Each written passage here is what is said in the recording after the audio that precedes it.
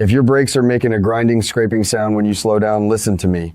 You are driving on borrowed time and it's about to cost you 10 times more than it should. Because here's the thing about brakes that most people never understand. Your brakes always warn you before they fail. Always. Days ahead, sometimes weeks ahead, they give you signs. And today I'm going to walk you through every single one of them so you catch it while it's a cheap, easy fix and not the moment you press the pedal and the car doesn't stop. No long intro. Let's start right now with the sign almost everybody hears and ignores. Sign number 1, a high-pitched squeal or squeak when you press the brakes. That sound is not random and it's not nothing. Your brake pads have a little metal tab built right into them on purpose. That's engineered to start squealing when the pads wear down low. It's a built-in alarm bell designed to tell you, replace me soon. Think about that for a second. The engineers who built your car knew the pads would wear out, so they deliberately put in a part whose only job is to make an annoying noise so you'd know before it became dangerous. So when you hear that squeal every time you brake, especially first thing in the morning when you back out of the driveway, when everything's quiet and the brakes are cold, your car isn't broken yet, it's warning you right on schedule, exactly the way it was designed to. And here's the money part. If you act on that squeal, you're just replacing pads, which is one of the cheapest and most common repairs there is. If you ignore it, it grinds into your rotors and the price multiplies. That squeal is your cheapest, earliest, friendliest warning. Please don't turn up the radio to drown it out. Here's the deal for the rest of this video. I've got the full list of warning signs that your brakes are going bad, the sounds, the feelings, and the things you can see and even smell. And for each one, I'm going to tell you how urgent it actually is and roughly what it should cost so that no shop can scare you into a repair you don't need. Because I'll be honest with you, brakes are the number one thing shops love to oversell. And everything I teach on this channel is in one guide I put together called Don't Get Fleeced. The whole playbook for walking into any shop already knowing what's wrong and what it should cost. It's one PDF, it lives right on your phone, and it costs less than a shop charges just to look at your brakes. Links in the description and the pinned comment. Grab it and let's keep going. Sign number 2, and this one is serious, a harsh grinding or metal on metal scraping when you brake. If that squeal was the polite warning, this is your car well past that point. It means your pad material has completely worn away, and now the bare metal backing plate is grinding directly against your rotor. Let me paint you the picture of what's actually happening under there. Your pad is supposed to be a thick block of friction material that squeezes the rotor to slow you down. When that material wears all the way off, there's nothing left but the steel plate it was mounted to, and now steel is grinding on steel every time you brake. This is the one you do not drive around on, and here's why 2 bad things are happening at the same time. First, your ability to actually stop the car is compromised because bare metal doesn't grip nearly as well as proper pad material. And second, every single time you touch the brakes, that metal is carving deep grooves into your rotor and destroying it. So grinding means 2 things. Get it handled now for your safety, and understand that you've probably just turned a cheap pad job into a pads plus rotors job. But here's your protection. Even pads and rotors together is a known fair repair. So when a shop hears grinding and immediately quotes you a giant complete brake system overhaul with new calipers and lines and everything under the sun, that is your cue to stop and get a second opinion. Sign number 3, and this one is a feeling, not a sound, so pay close attention to your foot. A brake pedal that feels soft, spongy, or sinks farther toward the floor than it used to. Your brakes work on hydraulic pressure, brake fluid getting pushed through the lines to squeeze the brakes onto the rotors. It's a sealed system, and it depends on that fluid being solid and incompressible with no air in it. So if that pedal suddenly feels soft and mushy, or if it slowly sinks toward the floor while you're stopped at a red light, that can mean air has gotten into your brake lines or that you're losing brake fluid somewhere. Here's the way to feel for it. A healthy brake pedal is firm and high, and it stops with a solid, reassuring resistance under your foot. A failing one feels squishy, like there's give in it, or you find yourself pressing further and further down to get the same stop.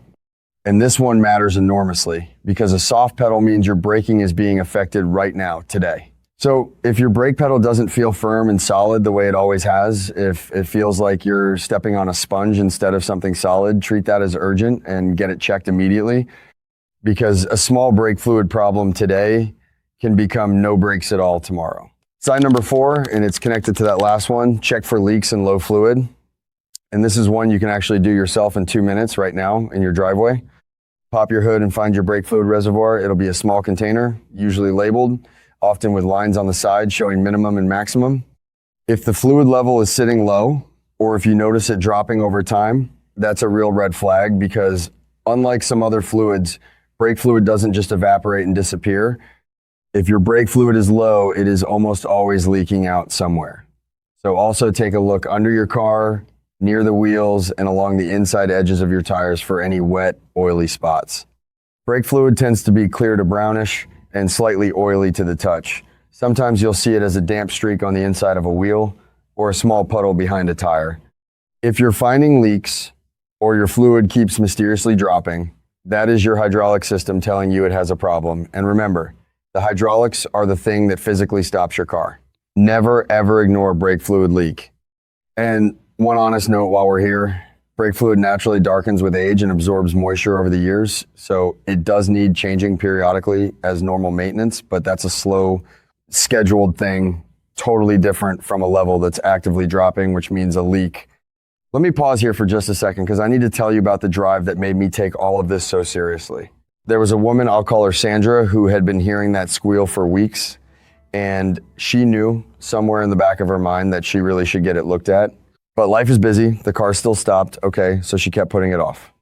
You know how it goes, it's never the right week, there's never quite the money or the time, and the car still does its job, so it slides down the list. Then one afternoon, she's coming down a long hill toward a red light with her 2 kids in the back seat, and she presses the brake pedal and it goes soft, and the car just doesn't slow down the way it's supposed to. She got it stopped, barely, with her heart absolutely pounding in her chest. And when I finally looked at that car, her pads were gone, her rotors were wrecked, and she'd been slowly losing brake fluid the entire time. Every single one of those warnings had been there for weeks. The squeal, then the grinding that came after it, the pedal getting a little softer each week. She had heard them all, felt them all. She just didn't know they were a countdown. And that is the whole reason I'm making this video, because your brakes are the one system on your car where I'll deal with it later can genuinely mean you don't get it later. Catch the signs early, and it's cheap, and everyone stays safe. Ignore them, and you're Sandra on that hill with your kids in the back. And real quick, since we're right in the heart of this, if this is hitting home, that guide I mentioned, Don't Get Fleeced, has this exact kind of straight talk for every corner of your car, so you're never the one getting scared into an overpriced repair. Description and pinned comment. Now let me give you the warning signs that most people don't even know to watch for. Sign number 5, a vibration, a shuddering, or a pulsing that you feel through the brake pedal or the steering wheel when you slow down. If braking makes your steering wheel shimmy in your hands or makes the pedal pulse and throb under your foot, that usually points to your rotors being warped or unevenly worn. Your rotors are the smooth metal discs that your pads squeeze to stop you, and they're supposed to be perfectly flat and even. When they warp often from too much heat, or from that grinding we just talked about, or even from sitting a long time and developing rust in spots, the surface is no longer smooth. So every time the pad grabs it, you feel that pulsing and shuddering, almost like the brakes are grabbing and releasing very fast. A good way to notice it, if you do a nice firm stop from highway speed and you feel the wheel wobble in your hands or the pedal kick back at you rhythmically, that's the tell. Now, this one usually isn't a pull over this very second emergency, but it does mean your braking isn't as smooth or as effective as it should be, and it's a get it looked at soon. Sometimes rotors can be resurfaced and saved, sometimes they need replacing. Knowing that it's a rotor issue means you can ask the right questions instead of just nodding along to whatever number you're handed. Sign number 6, your car pulls to one side when you brake. If you press the brakes and the car noticeably tugs itself to the left or the right, that means your brakes aren't gripping evenly from side to side. It could be a sticking caliper on one wheel, a collapsed brake hose, or badly uneven pad wear where one side has worn down much faster than the other. And this is a genuine safety issue, not just an annoyance. Because uneven braking affects your control of the car, especially in a hard emergency stop or on a wet, slick road when you need every bit of grip and stability. Imagine having to slam on the brakes to avoid something and having the car yank itself sideways at the same time. That's why this one matters. So if your car refuses to brake in a straight line, get it checked, because that's one side of your brakes not doing its fair share of the work, and it needs to be balanced back out. Sign number 7, a noise that comes from the wheels even when your foot is off the brake. Most brake noises happen when you press the pedal, But here's a sneaky one. If you hear a constant light scraping, whirring, or rubbing sound that's there as you roll along, brake off. That can mean a brake is dragging, a caliper is sticking, or a worn part is making contact when it shouldn't. Sometimes a badly worn pads wear indicator will make noise as the wheel turns, not just when you brake. So don't assume brake trouble only shows up when you press the pedal. If a wheel is making a rhythmic noise that speeds up and slows down with your speed, that's worth investigating, because a dragging brake also builds heat and wears itself out fast, which leads perfectly into the next sign. Sign number 8, a sneaky one that a lot of people miss, a sharp, hot, burning smell kind of chemical, kind of like something scorching or like hot metal coming from one of your wheels, especially after you've been braking a lot, like coming down a long, steep hill, or after a lot of stop and go. Here's the physics of it. Brakes work by turning your car's motion into heat, so they get hot by design. But if a caliper is sticking and dragging the brake against the rotor, even when you're not pressing the pedal, or if the brakes are being overworked, that heat climbs way past normal and you get that acrid burning smell.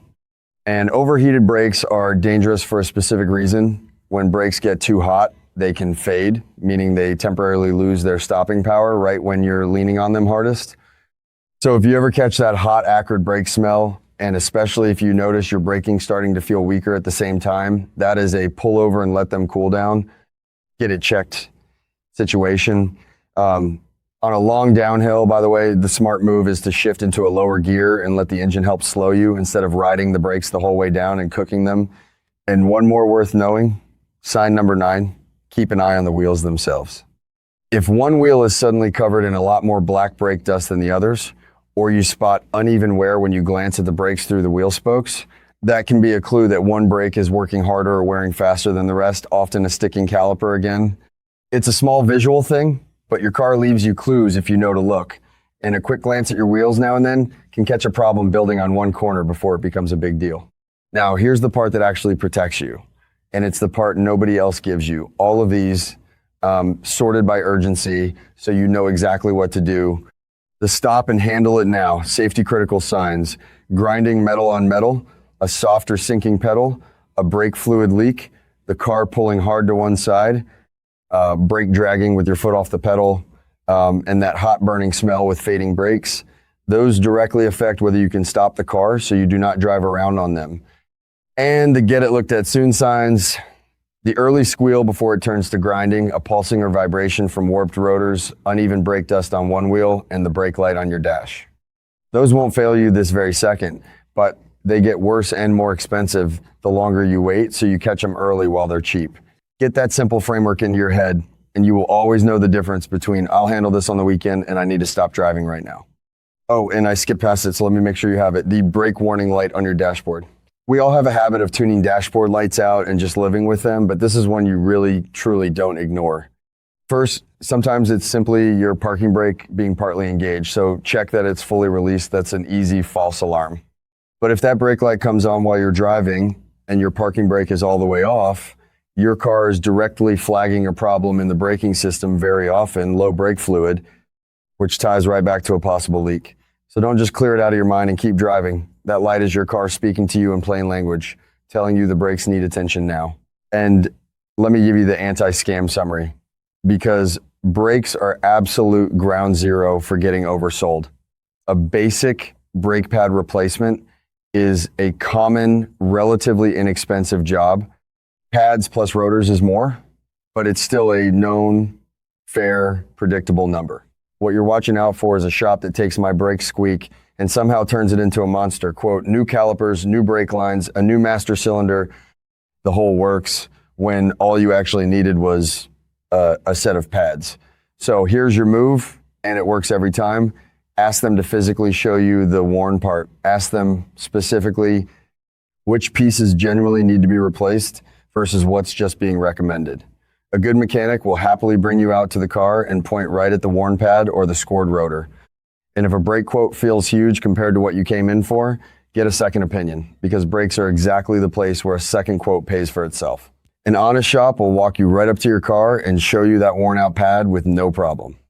A shop that won't, or that gets cagey and impatient when you ask, that tells you everything you need to know about who you're dealing with and it's okay to walk out and go somewhere else. Let me also leave you with the prevention. because the best brake repair is the one you never need. A lot of what wears brakes out early is habit. Riding the brake pedal, resting your foot on it as you drive, keeps them lightly engaged and wears them down and heats them up for no reason. Braking hard and late all the time, instead of easing off the gas early and coasting towards stops, chews through pads fast. And carrying more weight and towing heavy puts more strain on them. So smooth, gentle, look-ahead driving isn't just easier on your nerves, it literally makes your brakes last longer. And get in the habit of a quick check now and then, peek at your pads through the wheel spokes, feel for that firm pedal, glance under the car for leaks. Little bit of attention, and you catch everything on this list while it's cheap. And here's what I really want you to walk away with, because brakes are genuinely different from everything else on your car. Sandra heard every warning her car gave her the squeal, and then the grinding, and the pedal going soft for weeks. And she very nearly paid for it in the worst way imaginable, with her kids in the back seat on a hill with a pedal that went soft under her foot. And the only reason it ever got that far is that nobody had ever told her those sounds and feelings were a countdown, not just an annoying noise. That's the thing about brakes. With most car problems, ignoring the warning just costs you money. With brakes, ignoring the warning can cost you everything. But here is the good news, and it's the reason I'm not just here to frighten you. Your brakes are incredibly honest with you. They tell you they squeal, they grind, they pulse, they go soft, they smell, they leave you clues, they practically beg you to catch it early while it's cheap and while everyone in the car is safe. The moment you learn how to listen to them, brakes go from being the scariest thing on your car to one of the most predictable. You catch that squeal, you handle it for cheap, and you never get anywhere near that hill. That's the whole reason I make these videos, so that you and the people riding in your car stay safe, and so nobody ever gets to overcharge you for the privilege. So do me one favor before you go, and it genuinely helps this channel. Hit that like button if this taught you how to catch a brake problem before it catches you. It pushes this out to the next person driving around right now, hearing a squeal they've been ignoring for weeks, and it might just be the thing that keeps them and their family safe. And tell me two things down in the comments. First, be honest with me. Are your brakes doing any of these things right now? The squeal, a soft pedal, a shudder when you stop, a smell coming off a wheel. Tell me what you've got and I'll help you read it.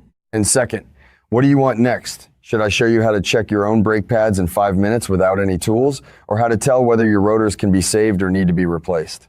You pick it, I'll build it.